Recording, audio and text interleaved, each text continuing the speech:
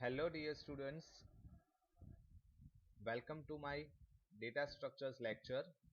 In today's lecture, we'll learn searching and sorting in data structure. This is the content of today's lecture. In this lecture, we'll learn the introduction of data structure, different types of data structure, what are the real-time applications of various data structures, then searching and sorting techniques like linear search, binary search, selection sort, bubble sort, insertion sort, quick sort, merge sort, cell sort, radix sort. And at last, we'll try to compare the complexities of various sorting algorithms. So let us start it. First of all, what do you mean by a data structure? As you know that till now we have implemented so many programs in C language, but they have certain limitations like a simple data type can store only a single value in it. It is quite difficult for us to store the different attributes of real world object. So this limitation can be overcome using the data structure. So what is data? Data is a raw fact, as you might have learned in DBMS. Then what is information? Information, it's a processed data.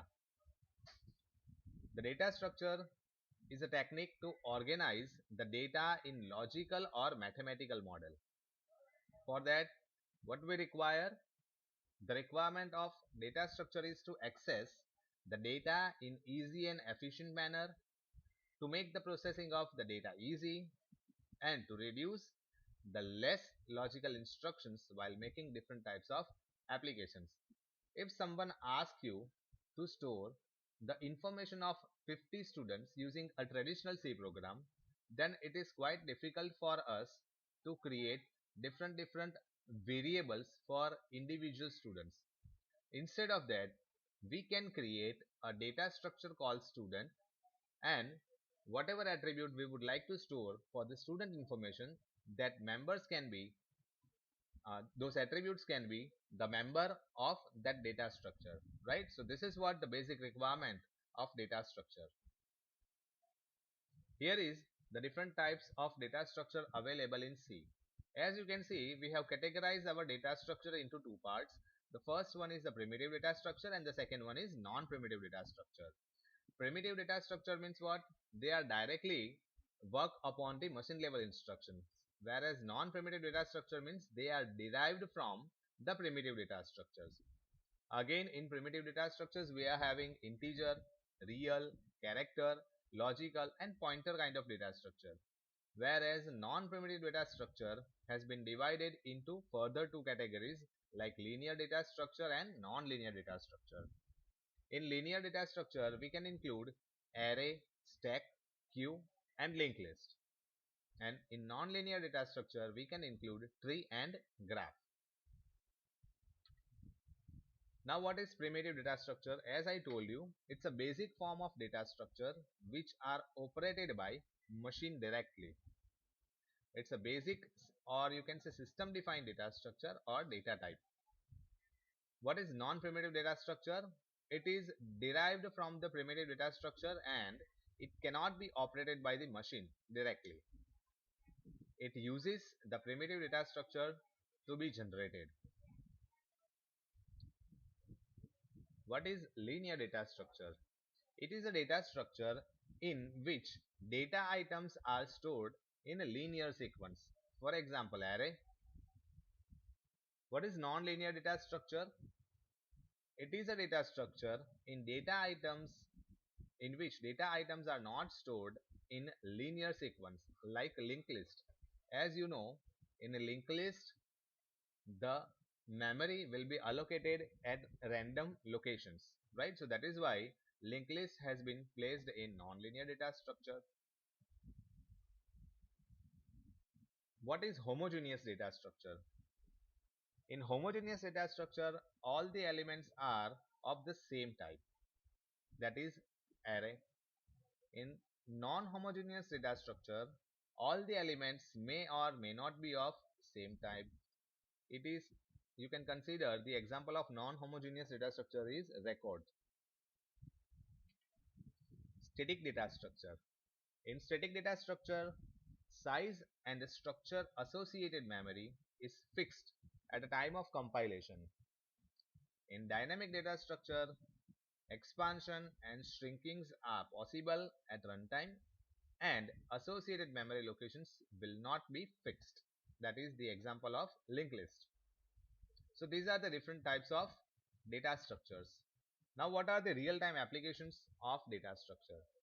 As you know, array can be used to store the data in main memory while execution of a program. Main memory can be considered as an array. Stack. It is used to store the return address while making the function calls in a program, so that function can resume the execution from where it has called the function. Stack can also be used for the evaluation of equations like infix to prefix, prefix to postfix. Queue. Queue is used to make the list of processes which are in ready queue of a system. The concept of ready queue may be there in the operating system subject. Linked list. Linked list is used for managing process control blocks of each process, and it is used in disk allocation and access method in disk management. Tree. Tree can be used for representing directory structure in a system. If you open your command prompt and if you write tree command, then you can see the entire tree structure, or you can say the directory structure of your file system. Similarly, graph can be used for generating routing table in a network while packets are transmitted among multiple routing devices. Now we are moving towards our first searching technique, that is linear or sequential search.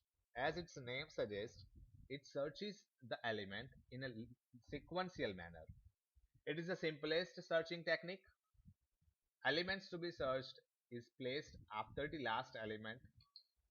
Each element is scanned one by one in sequential manner. Elements will be scanned till the element is found in array. If the element is found before the nth index, or you can say the size, the search is successful, or else the search will be unsuccessful. In this kind of searching technique, the element is always found. The success or unsuccess depends upon the index value from where we can get the data. Okay, over here I have tried to explain one simple example of 6 elements. You can see these are the elements stored in my array. These are the index values at which the respective elements have been stored. As you can see, I would like to find the element 50.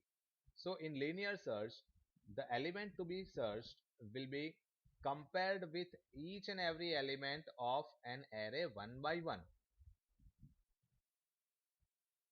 Over here you can see 50 is not equal to 40, so it will check for the next element. 50 is not equal to 30, 50 is equals to 50. Hence you can see I got the element before the last element, because as per the algorithm I have placed the element to be searched at the last location, but I got the element before that last location, so I can say this is a successful search. The time complexity of linear search, in worst case the maximum time will be big O of n, because it has to compare all the elements.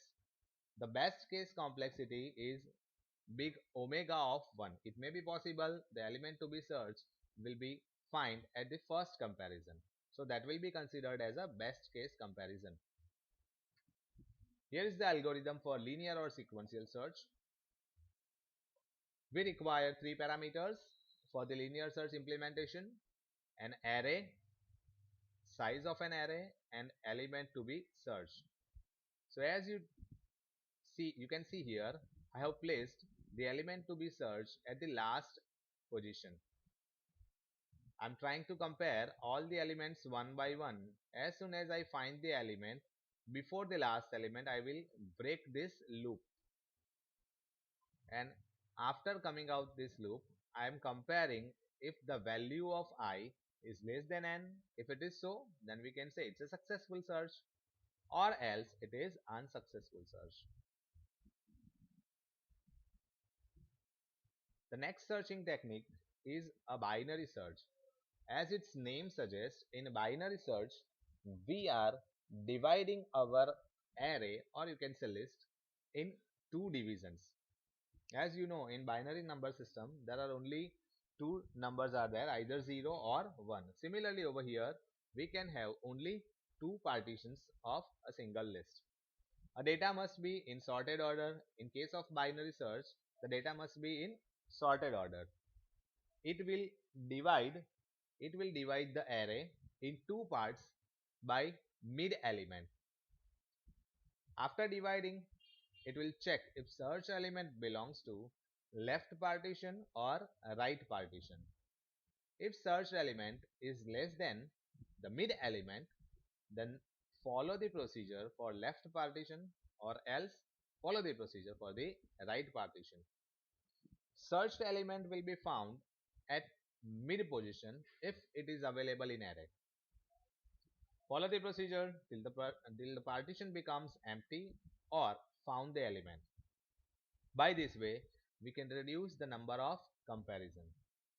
It is more efficient than our linear or sequential search because the number of comparisons are less as compared to linear search.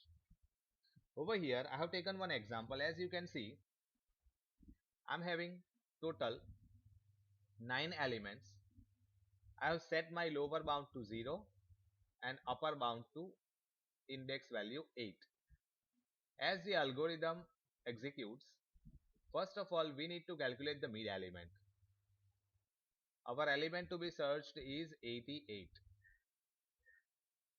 According to the computation, we can say the value of mid will be 4. So, it will be this element. So, from this element, we are dividing our entire list into two partitions. First partition is from 11 to 44 and second partition is from 66 to 99. Now, I will check whether my key is less or greater than this mid element. As you can see, 88 is always greater than 55.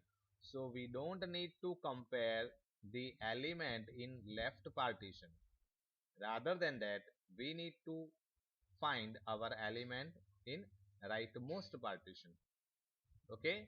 So for that, according to algorithm, I will change my lower bound to mid plus 1. So it will be 4 plus 1. That is why lower bound will become 5. And upper bound will be the same. Now again, I will find out the mid element. So it will be 8 plus 5 divided by 2. So that will be 6.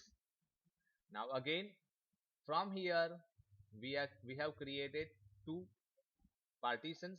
One is containing only 66 and second one contains 88 and 99. We need to continue the same procedure. Once again, I will check the element to be searched with the mid element, and I can say 88 is always greater than 77. So I need to skip the leftmost partition and proceed for the rightmost partition. So it is quite sure now the element to be searched is available in rightmost partition. So again, I will do the same procedure, follow the same procedure. Lower bound is 7, mid plus 1, so 6 plus 1 is 7. Upper bound will be the same, 7 plus 8 divided by 2, so it becomes 7.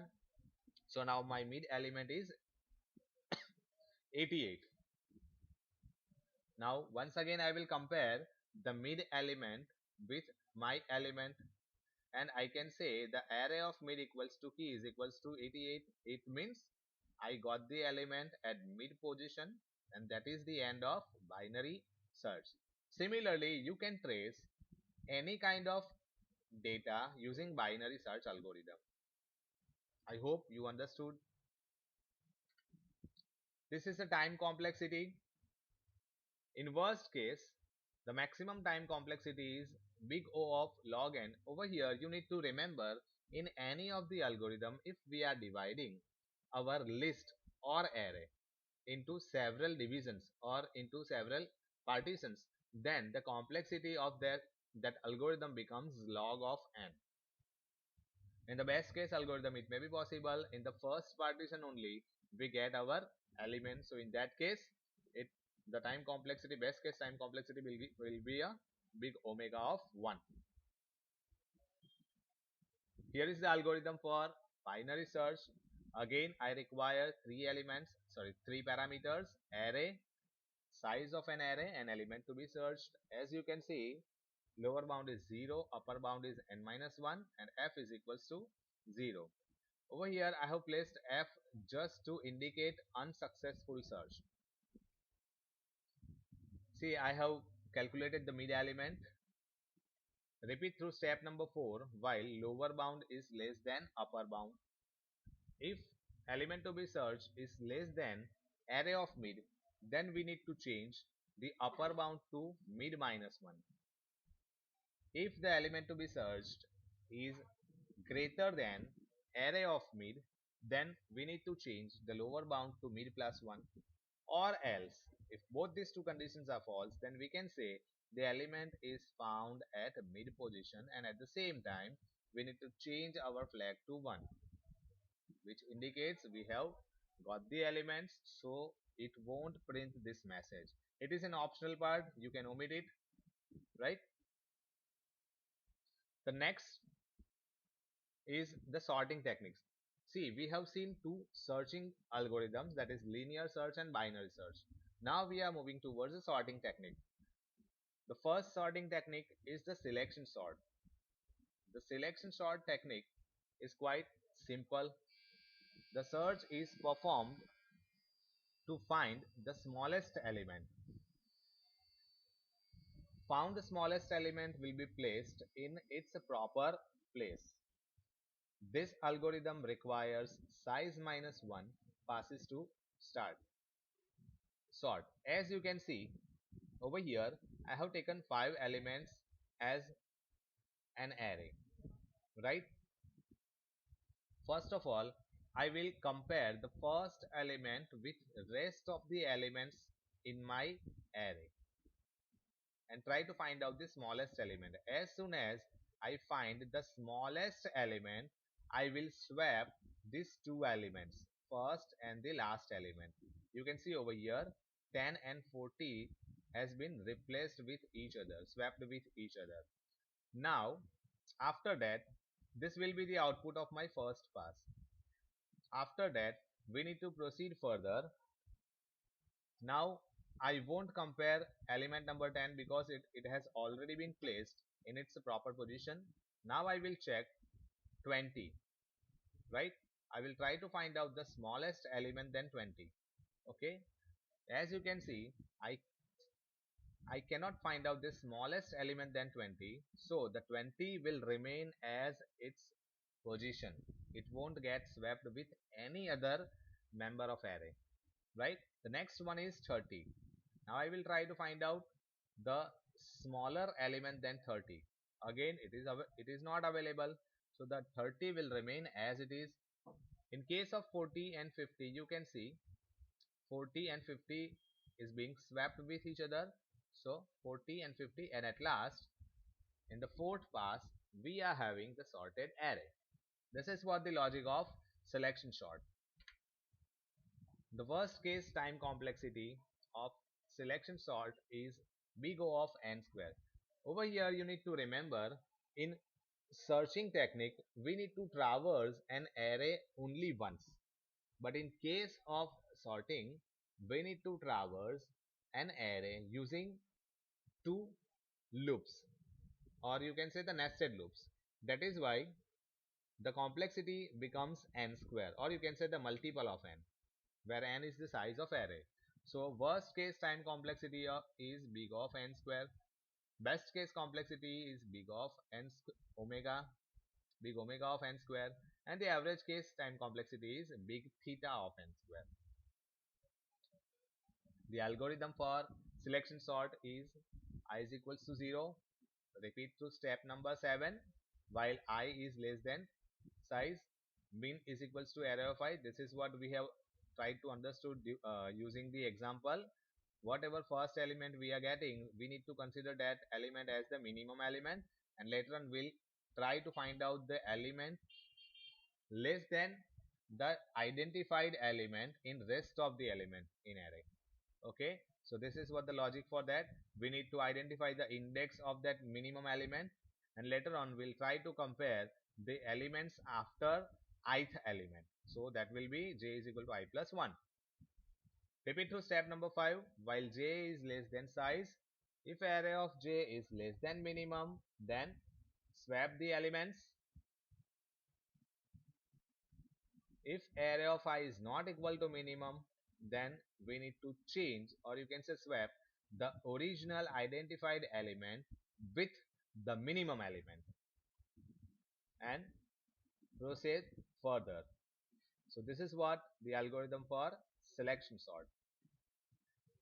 The next sorting technique is bubble sort. As you know, in a water, if there will be a bubble, the bubble always moves in upward direction. So the name of this sorting algorithm also comes from such kind of concept. In bubble sort, two consecutive elements will be compared and sorted as per the requirement. In each pass, largest element will be placed in a proper position.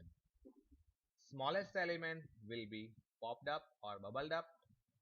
It requires size minus 1 passes to sort. It is not efficient for large tables. This is my sample data 40, 30, 50, 20, 10. As I told you, two consecutive elements will be compared and the larger element will be popped down and smaller element will go up. So over here you can see in 30 and 40, 30 is the smaller element, so it will move up.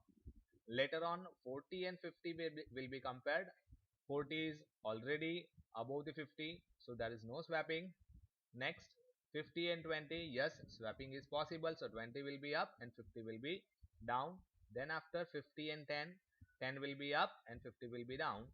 At the end of first pass, you can say 50 is placed at its proper position. Next, once again, continue the same procedure. 30 is upper, 40 is below, no swapping. 40 20, yes, swapping. 40 10, yes, swapping. 40 50, no swapping is required, so 40 is its proper position. In the next pass, 30 20, yes, swapping is possible. 10 30, yes, swapping is possible. 30 40, no swapping is required, so 30 is placed in its proper position. 20 10, in next pass, 20 10, yes, possible. 10 20, as you can see, 20 is placed in its proper position. So I am having 5 elements and I have completed the sorting in n minus 1, or you can say 5 minus 1 means fourth pass I have completed the sorting procedure. Now time complexity. Worst case complexity of bubble sort is big O of n square. Best case time complexity is big O of n, and the average case time complexity is big theta of n square. This is the algorithm for bubble sort. I set I to 0, repeat while I less than size, repeat for j equals to 0 to size minus I minus 1. Over here size minus I minus 1 indicates the total number of passes. If array of j is greater than array of j plus 1, this statement indicates the comparison between two consecutive elements. If it is so, then swap them with each other. Next, end of inner repeat statement, end of outer repeat statement. End of inner repeat statement represents end of this loop, and end of outer repeat statement represents end of this loop. So that's it, the bubble sort algorithm. Next technique is insertion sort. See, insertion sort technique is quite inspired by the game of card. when we are playing a game of card, we are arranging the cards as per its value on arrival. Similarly, in insertion sort also, the elements will be placed in its proper position on arrival. During each insertion of element, we have already sorted list. It requires less comparisons than selection and bubble sort. It is efficient for small size table and extremely slow for large table. It requires size minus 1 passes. As you can see, this is my array to be sorted out. Now, as I am scanning the data from the user, I am arranging them at the same time. My first element is 37, so I have placed it. It is already in sorted order. The next element to be arrived is 42. Then I will compare it with my existing element. 42 is greater than 37, so I will place it after 37. Next element is 23. So I will check it with my first element. 23 is less than 37. So I can say 23 must be placed before the 37. That is why I have placed it over here. The next element is 47. I will compare the 47 with my first element. As you can see, 47 is greater than 23. So I need to compare my rest of the array, and by comparing that I can say 47 must be placed after 42. In this diagram, orange element represents the newly arrived elements and green element represents the already sorted data.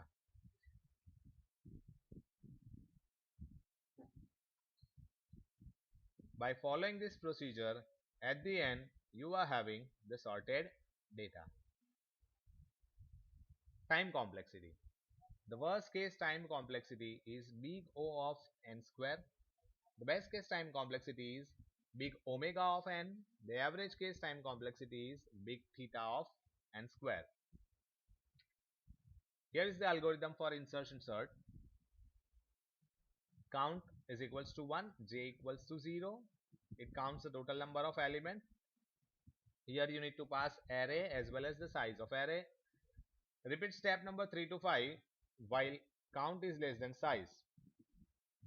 Read the number from the array, increment the counter, decrement the value of j. Repeat step 4 until number is less than array of I and I must be greater than 0. Array of I plus 1 equals to array of I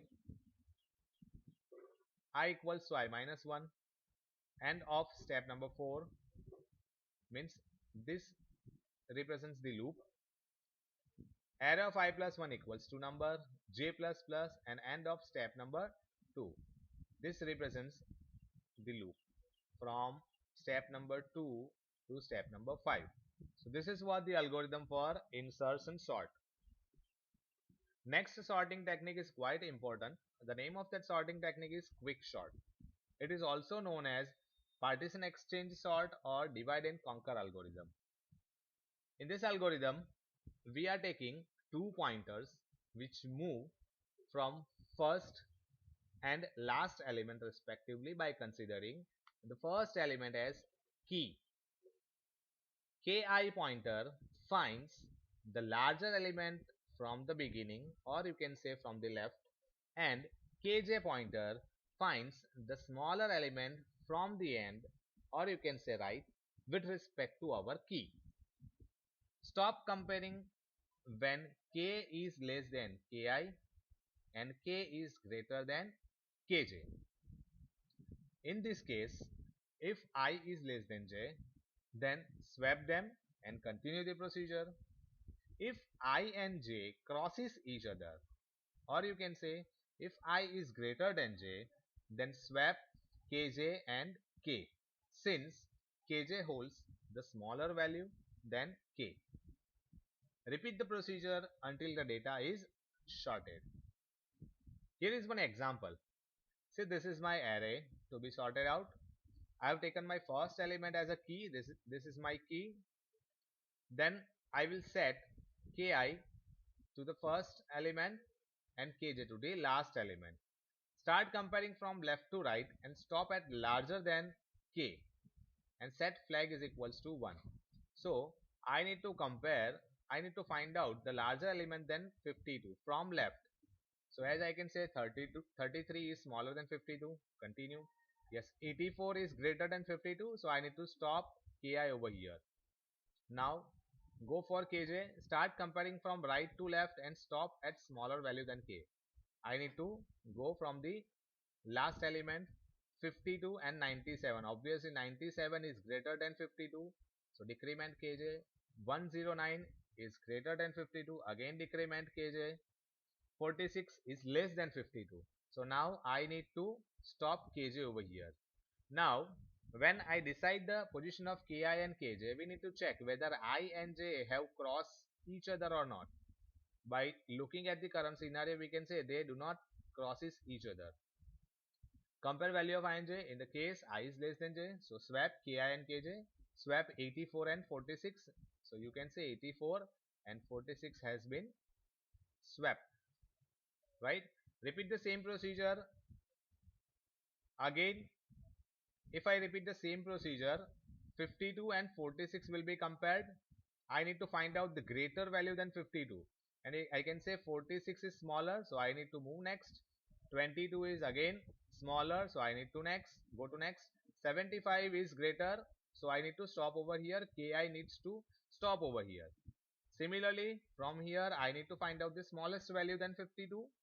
So 84 is greater than 52. 104 is greater than 52. 68 is greater than 52. 75 is greater than 52. 22 is less than 52. So I need to stop kj over here. So as you can see, kj has been stopped here and ki has been stopped here. Now you can see ki and kj have swapped each other. They have swapped each other.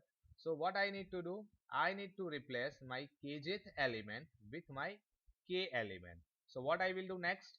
I will swap 52 and 22 with each other. So you can see over here, and that 52 has been placed in its proper position. Now we don't need to compare 52 in any of the procedure. It has already been placed to its proper position. But similar to our binary search algorithm, we have divided our entire array in two parts. So in this case also, our entire array has been divided with the help of this 52 element. You can say the first partition comes from 22 to 46 and the next partition is from 75 to 97. Okay, so we continue the same procedure for left partition as well as right partition. Okay, that is why it is known as quick sort.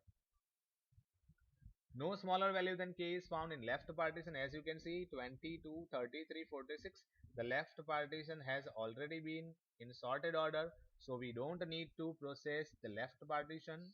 Instead of that, we need to focus on the right partition. So let's do that. No smaller value is found in left partition. So k will become 75. Now my k will be 75. I will continue the same procedure for the right partition. As you can see, I need to find out the greater than 75 value for ki. So it is 104, and for kj I need to find out the less than 75 value, so that is 68. Now we need to check whether ki and kj swaps each other. Yes, they are swapping each other. So what we need to do? We need to replace kj with k. So I have swapped 75 and 68, and I can say 75 is at its proper position. We don't need to process it now, and with the help of 75 we have further divided our rest of the right partition into two more partitions. The first partition is 68 and the second partition from 104 to 97. In the left partition, 68 is the only element, so we don't need to process it. It is already in sorted order, so we need to focus on 104 to 97. So again, in the next iteration, my k will be 104. I will continue the procedure, try to find out the maximum value than 104. Yes, it is 109, so ki will stop here, and for kj, I will try to find out the smaller value than 104. So I got it 97. Now at this time also I will check whether ki and kj swaps each other. Yes, they are swapping each other. So what I need to do, I need to replace kj with my k. So I will swap 104 with 97.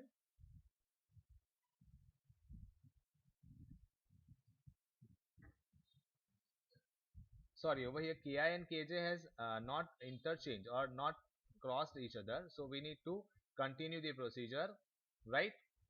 Start comparing from left to right and stop at larger value than k and flag to 1 in right partition. As you can see over here 97 and 109. In this case we have swapped ki and kj. So that is why 97 has been placed in place of 109 and 109 is in place of 97. Now we are continuing the same procedure. We need to find out the lesser value than 104 and I got it in 97 and the higher value I got it 109. So now kj and k will be replaced with each other because ki and kj have swapped each other, right? So 97 will be replaced with k, right? 97 will be replaced with k and 104 has been placed to its proper position. So now once again my right partition has been divided into two parts.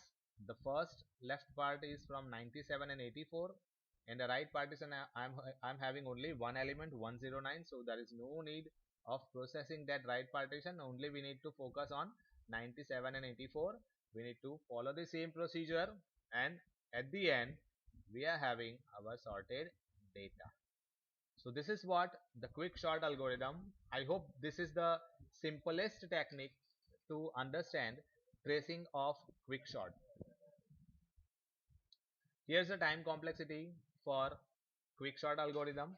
The worst case time complexity is big O of n square.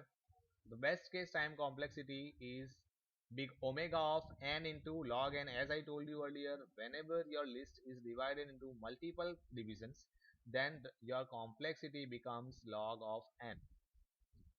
The average case time complexity is big theta of n log n. Here is the algorithm for quicksort. We require array, lower bound and upper bound. Lower bound represents the starting index value, upper bound represents the last index value. If lower bound is less than upper bound, then set I to lower bound, j to upper bound. Repeat while flag equals to 1. Initially we need to set flag to 1. Repeat while k is greater than array of I. This is the procedure to find out the smallest element than k.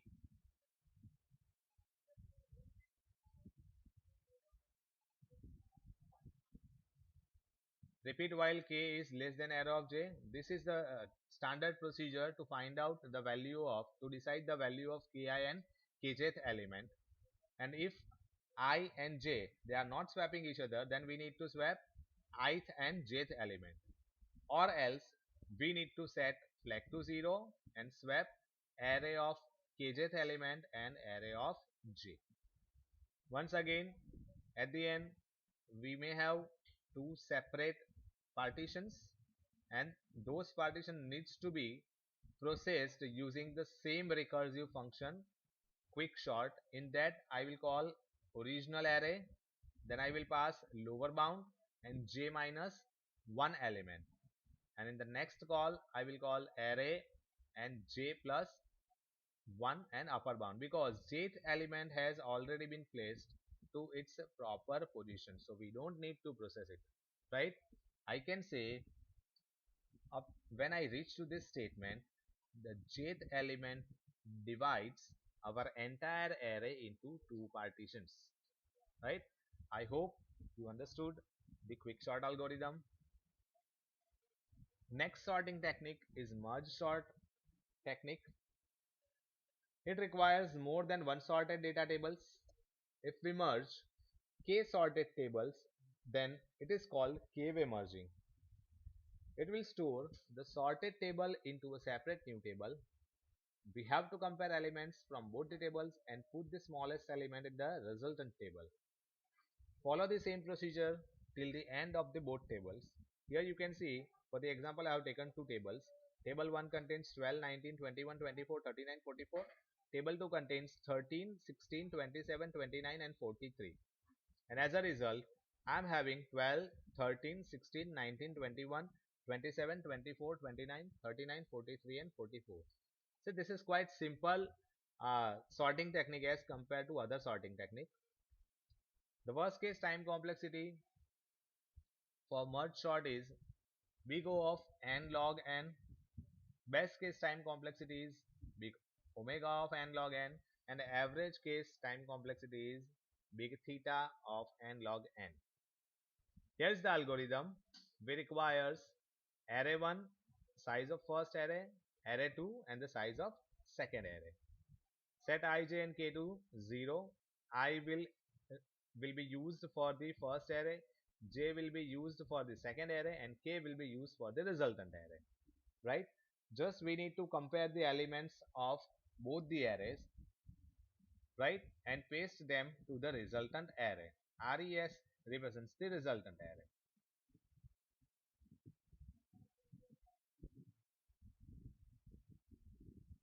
So this is the algorithm for merge sort. Next one is the shell sort algorithm. The name of this algorithm comes from its developer Donald Shell.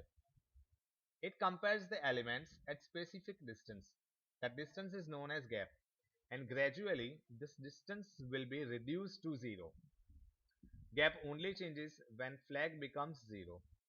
If any swap found, then flag will be changed and continue the process for the same gap.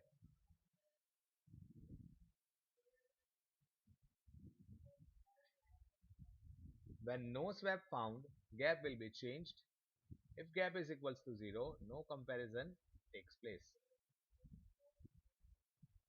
Here I have taken few sample data. I am having total 8 elements. So initially gap will be decided by using the equation gap is equals to n divided by 2. So I am having 8 elements. So my gap will be of 4. So as you can see, I will compare the elements with 4 gap. So I will compare 10 will be compared with the element 30, right? 10 will be compared with 30.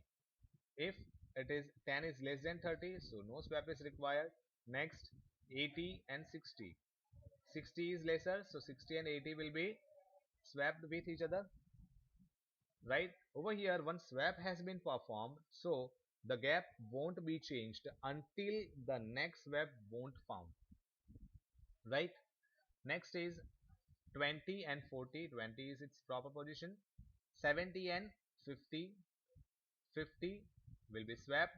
So you can say over here in this scenario we have performed two swapping. So in the next procedure my gap will remain same.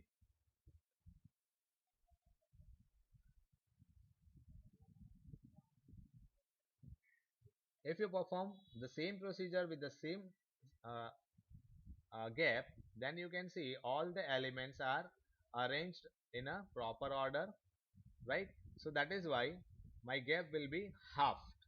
Now my gap will become 4 divided by 2, or you can say gap becomes gap divided by 2. Now my gap will become 2, so I need to compare 10 and 20. They are already sorted. 60 and 50, they needs to be sorted out, so they will swap with each other. 20 30 already sorted. 60 80 sorted. 30 40 sorted. 80 70 sorted. Sorry, 80 70 is not sorted, so they needs to be sorted out. 70 and 80. Once again 10 20 sorted. 50 60 sorted. 30 40 sorted. 70 80 sorted. So I can say in the next procedure I won't find any swapping, so my gap will be half. So now gap will become 1. 10 50 sorted. 50 20 swapping required.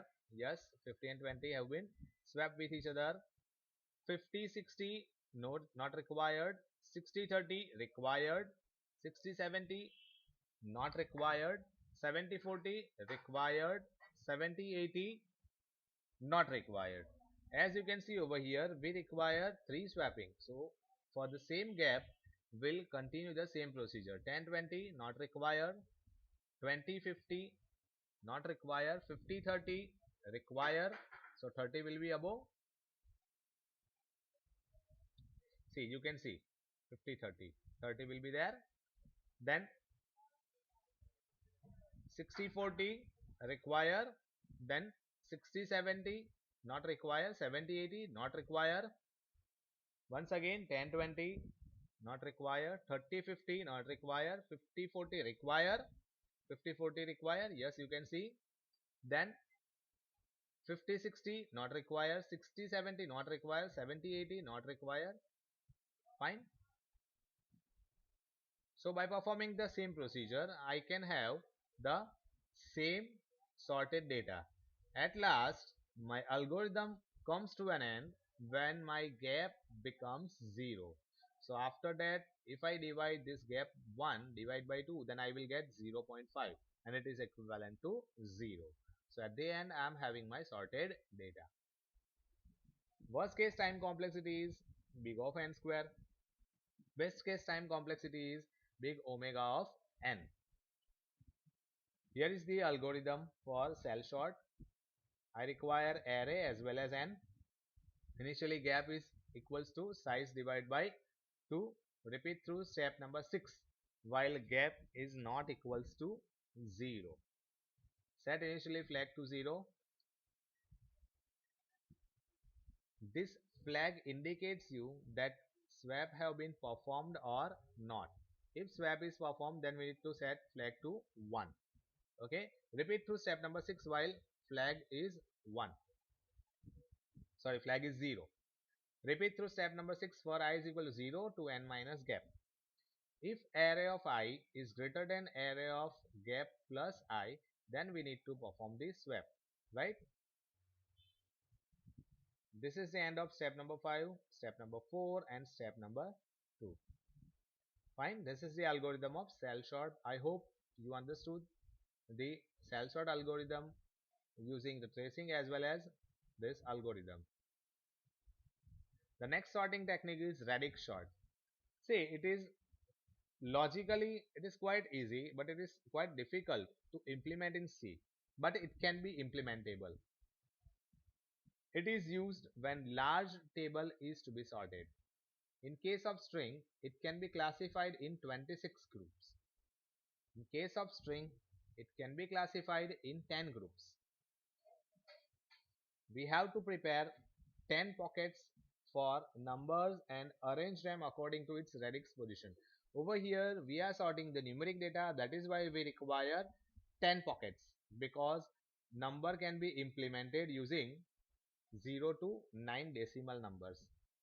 Okay, if you are implementing the algorithm for this string, then you require total 26 pockets. Next one. Here is my data to be sorted out: 43, 34, 85, 23, 76, 68, 97, 93, 81 and 72. Here I have created total 10 pockets. Pocket 0, pocket 1, pocket 2, 3, 4, 5, 6, 7, 8 and 9. First of all, I need to decide the maximum number from the given data. As you can see, I am having all the elements with 2 digits. So I can say I require only 2 passes for sorting this array. Okay, and the first pass will proceed the first, or you can say the last element from the right hand side. Okay, so in case of 43, the last element will be 3. So put 43 in the third pocket. In 34, the last digit is 4. So put 34 in fourth packet. In 85, the last digit is 5. So put 85 into fifth packet. Put all the elements in similar way into the packet and then collect them according to the pocket sequence. If I collect them in pocket sequence, the data will become 81, 72, 43, 23, 93, 34, 85, 76, 97 and 68. As you can see, the collected data is over here.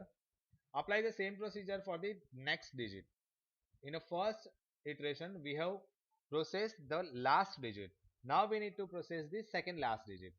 So my first element is 81 and the second last element of 81 is 8. So I need to put this data or put element into 8 numbers pocket. So I have put it down. 72 will be placed in 7th pocket. 43 will be placed in 4th packet. Put all the elements according to the procedure. Then collect the data from the pocket 0 to 9 in order. So you will get your data in sorted order.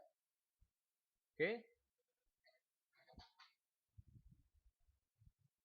Next, the time complexity. The worst case time complexity of this algorithm is big O of n.